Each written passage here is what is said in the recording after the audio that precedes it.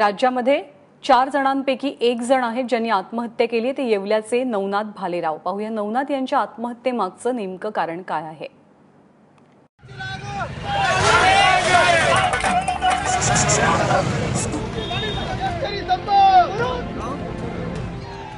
राज्यभरात शेतकऱ्यांचा एल्गार सुरू आहे।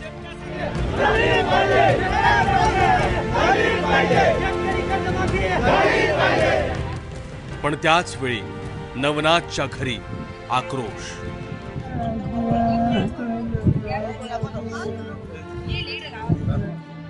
गेल्या 5 दिवसांपासून सकाळी उठून शेतकऱ्यांच्या आंदोलनात सामील होणारा नवनाथ भालेराव आज मात्र झोपेतून उठलाच नाही।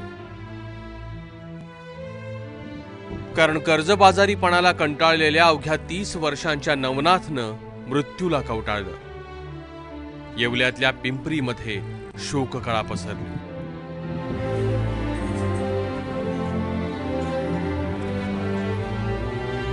कुठल्या कुठल्या बँकेचं कर्ज होतं? जिल्हा बँकेचं, डाक ठेवले ती कोणची बँक म्हणते तिच्यात। बर, किती कर्ज होतं एकूण? मग असं करते 3-4 लाखापर्यंत, 3.5 लाखापर्यंत सोसायटी आहे दोघांच्या नावावर। काही त्या बँकेचे 94,000 आहे ते व्याज भरलं। अजून मग अशी आपलं सणवारी आमकं दमकं भरायचे। मग नवनाथ कष्टाळू होता। सलग 3 वर्ष त्यानं द्राक्ष लागवड केली। त्यासाठी 2013 मध्ये 4.5 लाखांचं कर्ज काढलं।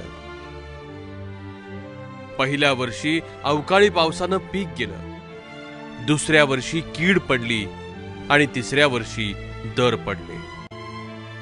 सरकार काही करीतच नाही असे म्हणत होते का कर्ज माफी होत नाही।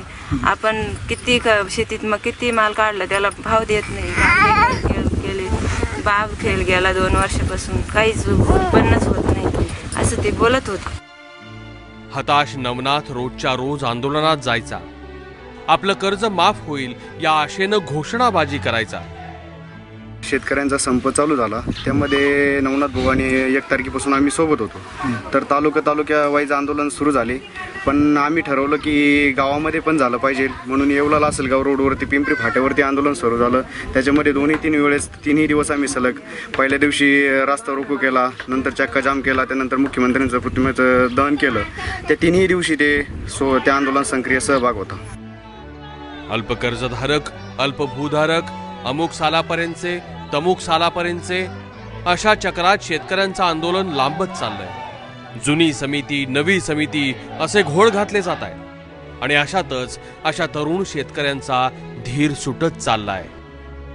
त्यांना सांगणं एकच आहे, राजा खचू नकोस, लढत राहा। अजय सोनावणे, ABP माझा, येवला।